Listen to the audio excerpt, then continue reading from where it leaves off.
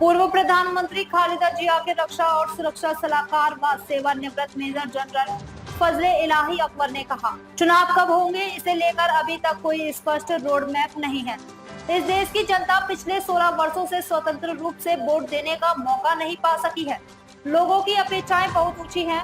35-36 वर्ष की उम्र में ऊपर के कई लोग ऐसे हैं जिन्होंने आज तक कभी वोट नहीं डाला।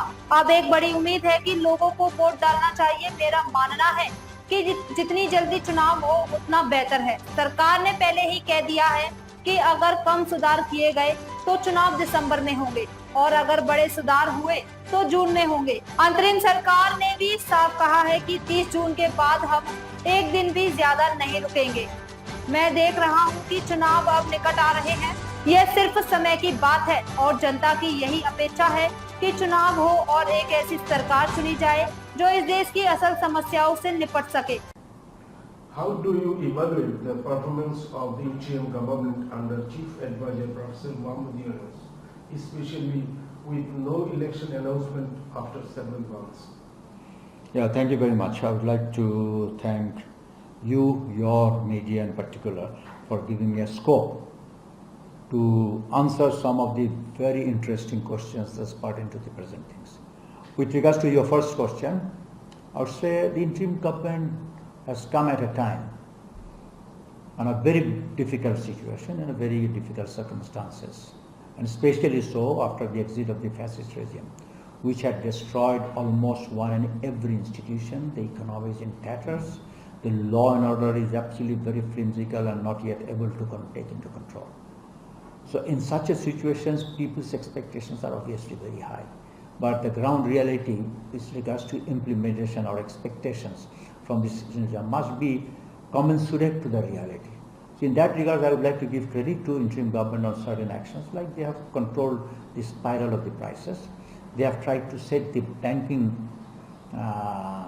system in the correct order, and there has been a massive effort to get the stolen money back home.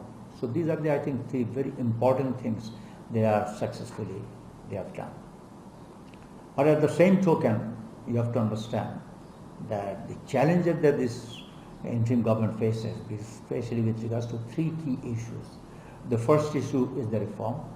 The second issue is taking people to justice, especially of the fascist regime, all that wanton things they have done against the country, and the third of the election.